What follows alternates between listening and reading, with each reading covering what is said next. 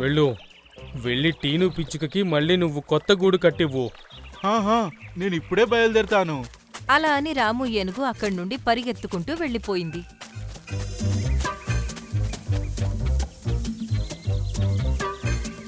నన్ను క్షమించు టీను. నేను నీ గూడుని పగలగొట్టాను కదా, దానికి బదులుగా నేను నీకు కొత్త గూడుని కట్టిస్తాను. ఈ మాట విని టీనుకి సంతోషం వేసింది. ఏనుగు పుల్లల్ని పోగు చేయడం మొదలుపెట్టింది. అరే మిట్టు, నువ్వు నిజంగానే చనిపోయావా? అరే లేదు లేదు, నేను బతికే ఉన్నాను. మరి నువ్వు ఆ రామోయేనుని గాలిలోకి ఎలా ఎగరేశావు? అలా చేసింది మిట్టు కాదు, నేనే చేశాను. నీలం దేవకన్య, గూడు పడిపోయిన తర్వాత మిట్టు ఏడుస్తుంటే అప్పుడు నేను తన దగ్గరికి వెళ్ళాను. అప్పుడు తను నాకు జరిగిందంతా చెప్పాడు.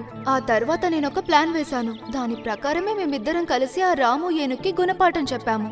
నువ్వు చాలా మంచి పని చేసావు నీలం దేవకన్య. ఆ మాట విని నీలం దేవకన్య మాయమైంది.